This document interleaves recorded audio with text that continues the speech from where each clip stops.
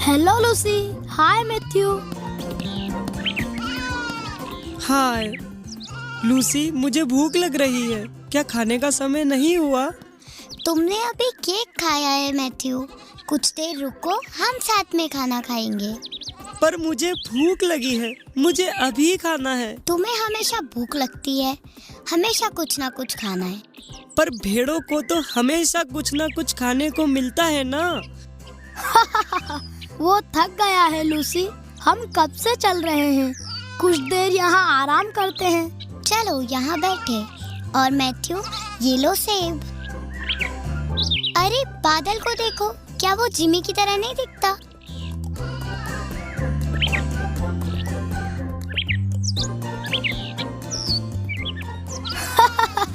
हाँ। वो क्या है?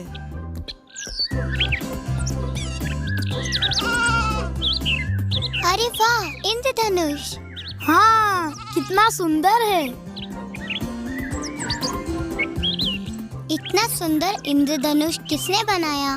और इतना सुंदर आकाश किसने बनाया? और ये पर्वत और सब कुछ जो हमारे आसपास है, क्या तुम जानते हो ये सब किसने बनाया? मुझे नहीं पता लूसी। अरे देखो, फादर जॉन। चलो उनसे पूछते हैं।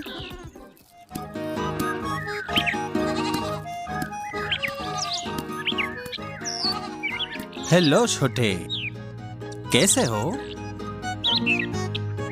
ओह जिमी, तुम भी यहाँ हो?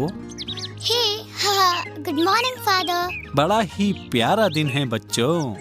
फादर, क्या आप बता सकते हैं संसार को किसने बनाया? क्या ईश्वर ने?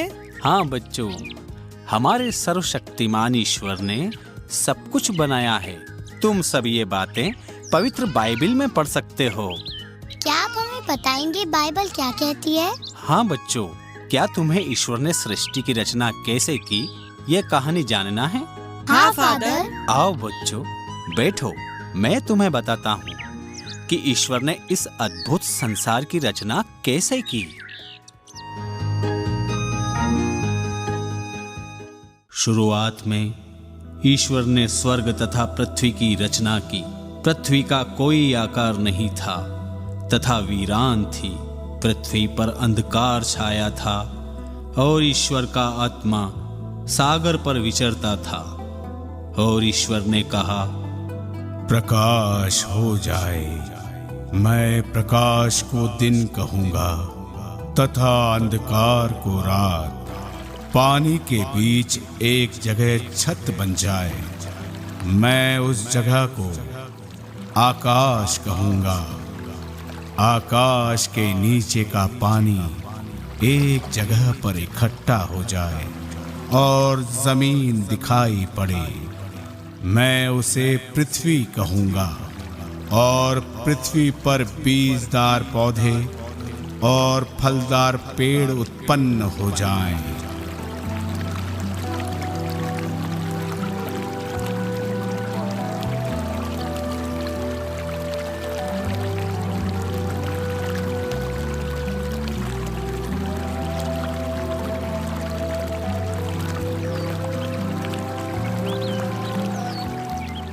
ईश्वर को ये सब कार्य अच्छे लगे, परंतु उन्हें और कार्य करने थे।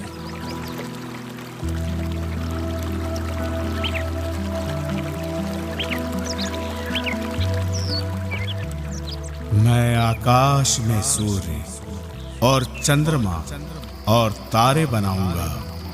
वे दिन को रात से अलग करेंगे, वे मौसम बताएंगे और आकाश को प्रकाशमान करेंगे।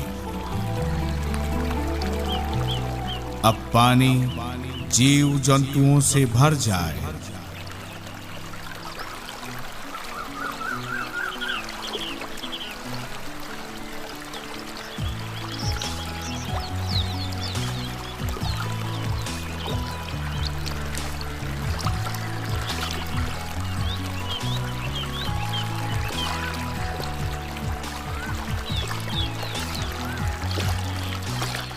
और आकाश के नीचे पृथ्वी के पक्षी उड़ने लगे।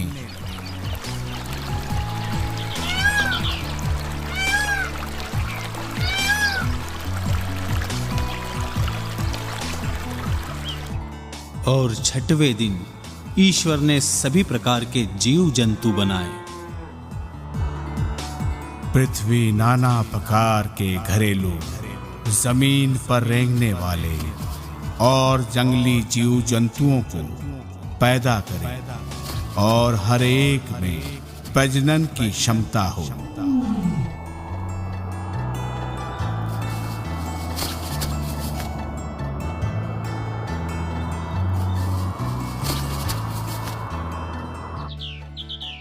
हम मनुष्य को अपने प्रतिरूप में बनाएं ताकि वो हमारे समान हो।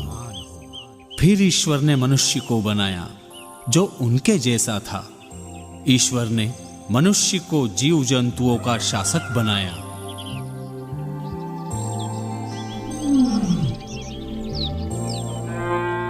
समुद्र की मछलियों, आकाश के पक्षियों और पृथ्वी पर विचरने वाले सब जीव जंतुओं पर तुम राज्य करो।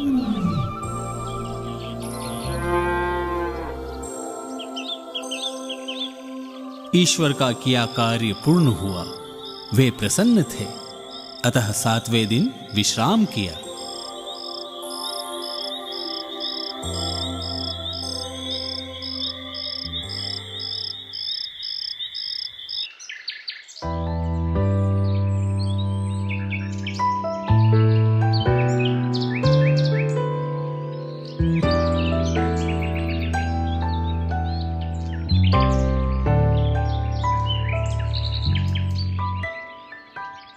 आदम, हाँ क्या तुम जानते हो कि मैं कौन हूँ?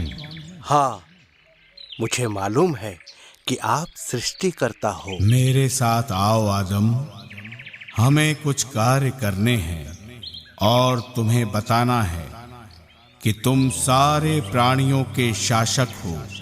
तुम्हें ही जीव जंतुओं की देखभाल करनी है। तुम वाटिका के सभी वृक्षों के फल खा सकते हो, किंतु ज्ञान के वृक्ष का फल नहीं खाना, क्योंकि जिस दिन तुम उसका फल खाओगे तुम अवश्य मर जाओगे।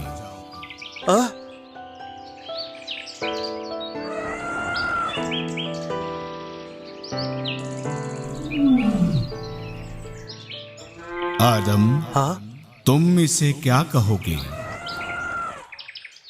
शेर। मैं इसे शेर कहूंगा। आदम, इन सब जानवरों की देखभाल करो, सबके नाम रखो, परंतु हर नर पशु के साथ नारी है सिवाय तुम्हारे, और तुम्हारे लिए अकेला रहना ठीक नहीं। इसलिए मैं तुम्हारे लिए एक सहयोगी बनाऊंगा। जब तुम उठोगे तो तुम्हें उपयुक्त सहयोगी मिलेगा। अब सो जाओ। जब आदम सो गया, ईश्वर ने उसकी एक पसली निकाली और एक नारी की रचना की।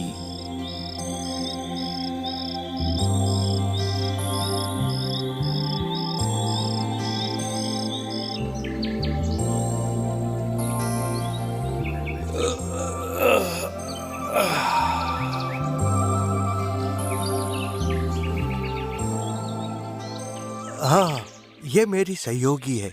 ये मेरे मांस और पसली से बनाई गई है। इसका नाम नारी होगा, क्योंकि ये नर में से निकाली गई है।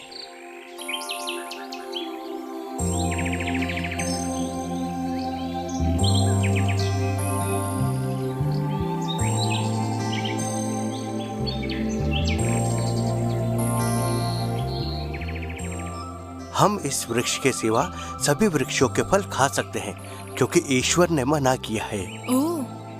परंतु शैतान ने हेवा को बहकाने का प्रयास किया। इस वृक्ष के फल बड़े ही स्वादिष्ट हैं। क्या तुमने इस वृक्ष का फल खाया है? ईश्वर ने हमें उस वृक्ष के फल खाने और स्पर्श करने के लिए भी मना किया है। ईश्वर ने कहा है कि हम सभी वृक्षों के फल खा सकते हैं, परंतु उसके नहीं, क्योंकि अगर हम वह फल खाएंगे तो मर जाएंगे। क्या ईश्वर ने ऐसा कहा है? नहीं, तुम नहीं मरोगी। ईश्वर नहीं चाहते कि तुम उनके समान बनो। इस फल को खाने से तुम्हारी आंखें खुल जाएंगी और तुम्हें भले और बुरे का ज्ञान प्राप्त हो जाएगा। शैतान ने हेवा को बहकाना शुरू किया। शैतान उसे वृक्ष तक लाया तथा उसे फल खाने के लिए ललचाया।